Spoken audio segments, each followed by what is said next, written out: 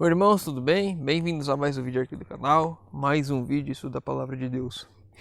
E hoje nós vamos refletir sobre cabelos, maquiagem, filmes e séries, as raízes deste mundo. Antes de iniciar, não se esqueçam, se inscrevam no canal, deixem seu like, isso é importante para que a gente leve essa mensagem para mais pessoas. Não se esqueçam também os pedidos de oração que estão aparecendo aqui na tela. Vamos orar juntos pelos nossos irmãos. E os pedidos de oração nos comentários. Quando você vê um pedido de oração de um irmão, se você for orar por ele, dá o like para mostrar ao irmão que estaremos juntos orando por eles. Vamos lá. Cabelos, maquiagens, filmes e séries. As raízes deste mundo. Semana passada eu fiz um vídeo falando sobre se cortar cabelo é errado, o cristão cortar o cabelo ou não. Se ele pode ou não, se mulheres podem cortar o cabelo, se homens podem deixar o cabelo crescer. Baseado na Bíblia, e teve alguns comentários lá, como já teve em outros vídeos, quando eu falei da maquiagem, quando eu falei das roupas, quando eu falei de filmes e séries. E sempre há aqueles dois extremos, né? Na verdade, sempre há, quando eu falei das outras coisas que eram erradas e mostrei na Bíblia, as pessoas veem aquele extremo liberal, e quando eu falei dos cabelos veio o outro extremo, o extremo farisaico, o extremo que quer regulamentar tudo. E nós vamos refletir sobre esses dois extremos onde eu e você devemos entrar. A primeira coisa que eu quero falar aos irmãos, antes de começarmos a qualquer leitura, quando nós fazemos esse tipo de vídeo, primeiro eu não faço esse tipo de vídeo porque veio da minha cabeça falar disso. Eu estou respondendo a pergunta de algum irmão que fez essa pergunta, para que cada um, eu e você, possamos refletir internamente. Será que eu estou errando nesse ponto? E não para olhar para o outro e falar, o irmão está errando naquele ponto. O irmão está fazendo aquilo de errado. Para que eu e você possamos saber o que é certo e o que é errado, baseado na palavra de Deus. E fazer e seguir aquilo que a palavra de Deus diz. E sempre que algum irmão vem comentar nesse tipo de assunto, o irmão vem com, eu acho, eu penso, isso é feio, isso eu não gosto, isso, aquilo, mas ninguém abre a palavra de Deus e fala, está escrito. E é isso que eu e você devemos nos pautar. Profetas e Reis, capítulo 33. Agora, enquanto o escriba Safá lia para ele o livro da lei, só um ponto aqui, o escriba estava lendo para o rei Josias. O livro da lei, o rei discerniu nesse volume um tesouro de conhecimento, um poderoso aliado na obra de reforma que tanto desejava ver executada na terra. Resolveu andar na luz dos seus conselhos. Também fez tudo o que estivesse em seu poder para familiarizar seu povo com seus ensinos e levá-los, se possível, a cultivar reverência e amor pela lei do céu. Eu e você temos a lei de Deus na mão. Devemos buscá-la cumprir em nossas vidas e buscar nos familiarizar e familiarizar as pessoas à nossa volta com o que está escrito, para que essas pessoas possam compreender também os ensinos e seguir também, se assim elas desejarem, buscando através da nossa vida, do nosso exemplo, cultivar esse amor à lei e ao testemunho as outras pessoas, para que elas também cultivem isso. Josias, ele estava buscando fazer uma reforma no povo por completo. O seu pai reinou por pouco tempo e havia transgredido a lei. E agora ele buscava fazer uma reforma. Ele buscava voltar o povo aos olhos de Deus. Quando ele viu aqui, acho que a gente não vai ler esse texto, mas quando ele viu os escritos da lei, ele viu que o povo estava caminhando a um abismo sem volta. Os juízos de Deus iriam cair sobre o povo porque ele estava pecando. E agora ele queria fazer uma reforma para evitar esses juízos. Então ele começou por si, um exemplo que veio de cima. Ele mudou a sua vida para exemplificar os outros. Estava se aproximando rapidamente o tempo em que Jerusalém seria inteiramente destruída e os habitantes da terra levados cativos para a Babilônia, para aí aprenderem lições que tinham recusado aprender sob circunstâncias mais favoráveis. Eu e você vivemos em tempos de circunstâncias favoráveis, onde temos a escolha, a oportunidade, tempo hábil para mudarmos a nossa vida, para reformarmos a nossa vida. Então, se eu tenho que deixar práticas, esse é o tempo de fazer isso. Se eu tenho que abandonar coisas, hábitos, tudo que eu tenho que mudar, esse é um tempo favorável que Deus nos dá. Deus está nos dando uma janela importante para que possamos reformar a nossa vida, reavivar a nossa vida. E aí vem alguns irmãos e fazem comentários do tipo: com todo respeito, mas eu acho que não é bem assim. Quando a gente fala que a gente não pode ficar vendo filmes e séries e se entorpecendo a nossa mente com lixo, porque não é porque eu vejo que eu vou fazer isso, não é porque eu vejo que isso vai me influenciar. E aí Deus chega e fala assim: vocês serão transformados pela contemplação, isso vai afetar vocês. E a pessoa fala: não é bem assim, isso não vai me afetar. A pessoa falando com todo respeito para mim, mas ela está falando para com Deus, porque o que a gente leu, o que a gente estudou, estava baseado na Bíblia, no Espírito de profecia. Então a pessoa está falando para Deus: com todo respeito, Deus, não é bem assim. É eu e você, com os nossos erros, com os nossos pecados, com as nossas falhas, querendo ensinar a Deus como é que tem que ser feito. E é isso que eu e você devemos mudar. Patriarcas e Profetas, capítulo 34. A reforma levantada a efeito de Josias tinha purificado a terra dos altares idólatras, mas o coração da multidão não havia sido transformado. As sementes da verdade que haviam germinado com a promessa da abundante colheita haviam sido sufocadas pelos espinhos.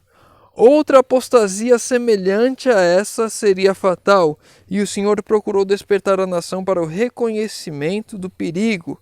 Unicamente provando-se leais a Jeová, poderiam eles esperar divino favor e prosperidade. Muitas vezes, as reformas que fazemos, elas são sufocadas por uma meia reforma que fazemos. Nós não fazemos a mudança por completo. Aqui Josias, ele tinha feito tudo aquilo que ele estava no seu alcance de fazer, mas a reforma individual, em que o indivíduo tem que fazer as escolhas, não pode outras pessoas fazer por ele. Josias fez tudo aquilo que estava ao alcance dele como rei. Ele destruiu os altares, ele destruiu os ídolos, ele foi o melhor rei depois de Davi, que a gente olhando no Espírito de Profecia a gente vê.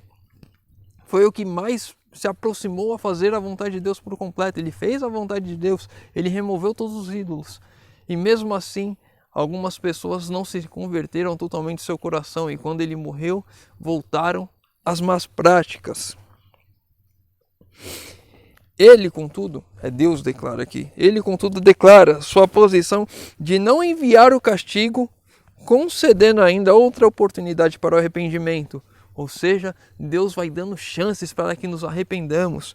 Já vimos aqui em outro vídeo que quando nós tropeçamos em um ponto, porque não queremos, porque não mudamos por causa do nosso eu, da nossa vontade, nós vamos voltar àquele mesmo ponto depois de um tempo, e vai ser mais difícil ainda. Então o momento de fazer toda a reforma em nossa vida é agora, antes que fique mais difícil ainda, não só pelas circunstâncias, mas também pelo eu se acostumar com aquela situação.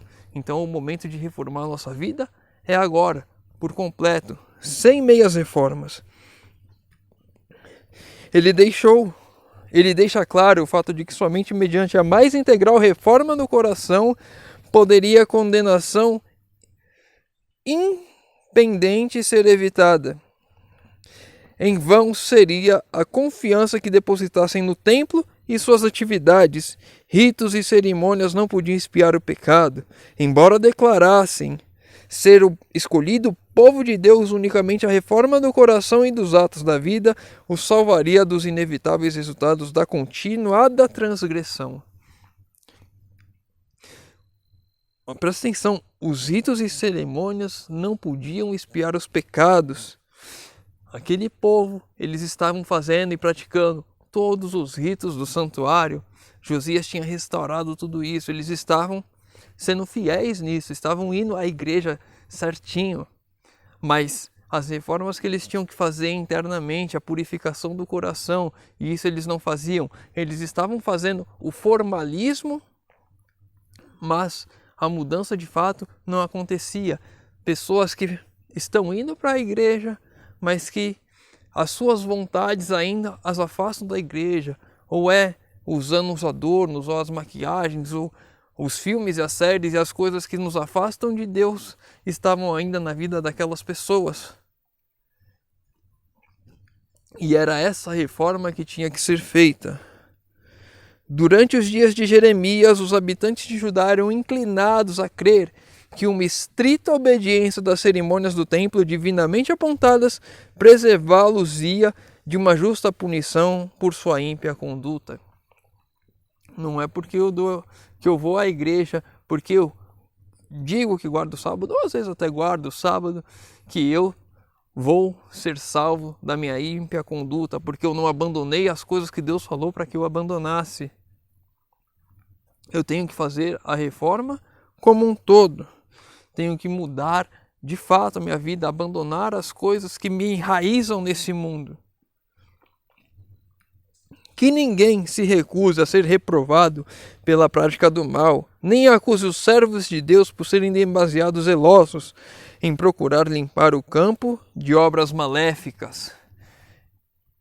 E aí está um ponto que sempre acontece, porque quando você vem trazendo uma mensagem que não é agradável aos ouvidos, uma pessoa que não quer abandonar seus adornos, uma pessoa que não quer abandonar suas séries, os seus filmes e essas coisas, ouve essa mensagem para abandonar, para se voltar a Deus, ela vem já de encontro a quem está falando. Não é bem assim, isso está errado, isso é coisa do Velho Testamento. Tudo querendo modificar a palavra de Deus para agradar o eu. O eu está sendo colocado no centro das atenções. As pessoas querem liberdade, mas quando na verdade estão escravas daquilo, elas não conseguem se libertar. E aí elas gritam por liberdade quando se escravizam cada vez mais, colocando mais grilhões, mais correntes em cima delas. E aí esse é o lado do extremo liberalismo, né? Que quer que tudo seja aprovado, tudo seja bom. Hoje em dia tem aí até Instagrams de pessoas dizendo que são gays adventistas, quando a palavra de Deus diz que isso não é agradável a Deus, que isso é abominável. Inclusive tem um vídeo aqui de mais de 1 hora respondendo a argumentos que um irmão veio comentar falando que isso era coisa de Deus, que Deus ali, Davi e Jonatas eram homossexuais, Ruth e Noemi eram homossexuais. Está lá respondido. Então tem um liberalismo ferrenho querendo colocar na igreja as coisas que Deus fala aqui. Não façam isso porque isso vai me afastar de vocês. E aí tem as pessoas que vêm para o outro lado, onde elas querem ser tão zelosas da palavra, elas querem buscar tanto a Deus, elas querem que as outras pessoas também façam isso, que elas colocam leis que não é de Deus. Elas colocam coisas que não é de Deus. E quando eu falei sobre a questão do cristão poder cortar o cabelo ou não, veio lá algumas pessoas criticando. Aí aparece um homem lá com cabelo igual de mulher. Aí ele tem que arrumar o cabelo dele, mas não é porque o cabelo está grande que é o cabelo de mulher. A Bíblia não diz que o homem deve cortar o cabelo ou que a mulher não deve cortar o cabelo. E eu mostrei os textos bíblicos para isso. Os irmãos que reclamam, que criticam, que vêm contra isso, vêm sem palavra. Ninguém cita um verso, ninguém pega um texto do Espírito de Profecia para falar, está escrito aqui assim, assim, assim, irmão. Porque se assim fizer, eu tenho hombridade, e tiver certo, né? Não adianta tirar um texto do contexto e falar, ó, aqui, ó. Eu tenho hombridade de fazer um vídeo aqui explicando um novo argumento e mostrando que eu estava errado, porque eu sou falho, eu não sei de tudo. Eu ainda estou aprendendo, estou estudando diariamente. Mas os nossos textos, as nossas ideias, visões devem ser pautadas na Bíblia e não como os fariseus que falavam que você não podia comer sem lavar a mão porque o alimento se tornava impuro. E Jesus disse que o que está impuro não é o que entra, mas o que sai, porque aquelas pessoas estavam preocupadas com as tradições.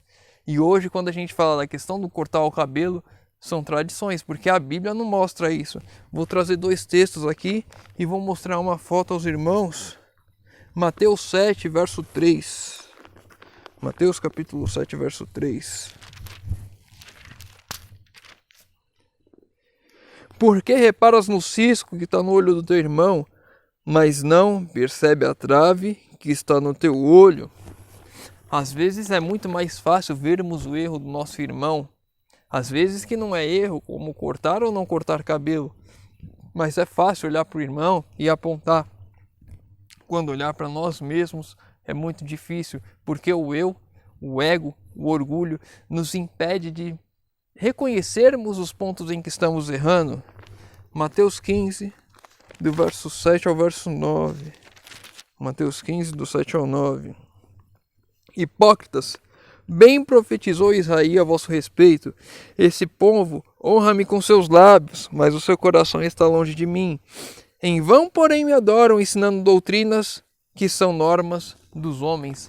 Doutrinas que são normas dos homens. As tradições humanas, onde o homem tem que cortar o cabelo e a mulher não tem que cortar. Quando a irmã perguntou porque o cabelo dela é afro, e eu entendi pela pergunta que o cabelo dela cresce assim para cima e ela não gosta, ela acha feio e ela queria cortar. E aí vem os irmãos falando assim, não pode, a mulher tem que deixar o cabelo crescer, o homem não pode deixar o cabelo comprido, tem que cortar o cabelo. E eu gostaria de, para encerrar, para nós vermos esse retrato aqui, é o retrato que Ellen White disse que mais parecia com Jesus. Eu tô vendo o cabelo de Jesus bem compridão, bem grandão até aqui, ó, passando o ombro. Mas aí, hoje, os nossos fariseus, aqueles que querem a lei acima de tudo, que não conseguem compreender e interpretar as escrituras, diriam para Cristo que ele estava errado, que deveria ser crucificado, porque ele não está seguindo as tradições. Que eu e você possamos focar em atender os desígnios de Deus, fazer a vontade de Deus, sempre no está escrito e não no que eu penso, nas tradições ou no que eu acho que é bom para mim, sempre no que Deus fala. Se Deus não falou, buscar o que é melhor dentro da palavra, porque sempre vai ter uma orientação ali. Para tudo há uma orientação na palavra. Deus não nos deixou com alguma brecha para que possamos fazer cada um seguir para um lado. Está tudo bem definido e delineado na palavra. Espero ter ajudado os irmãos com essa reflexão. Se ficou com alguma dúvida, deixa nos comentários. Se tem alguma outra dúvida da Bíblia, deixa nos comentários. Pedidos de oração, também nos comentários. Estarei lendo, respondendo e orando por todos. Convido os irmãos que puderem fechar os olhos para falarmos com Deus. Senhor Deus, Pai amado, obrigado, Senhor, porque mais uma vez temos a oportunidade de abrir a Tua Palavra e de estudar. Pai querido, te pedimos que o Senhor venha, transforme o nosso coração, que possamos fazer a Tua vontade em todos os sentidos, que possamos abandonar práticas erradas que nos afastam de Ti e que possamos abandonar falsos formalismos e moralismos, tradições de homens, possamos focar apenas no assim diz o Senhor. Te pedimos isso em nome de Jesus. Amém. Meu irmão, fica com Deus e que Deus te abençoe.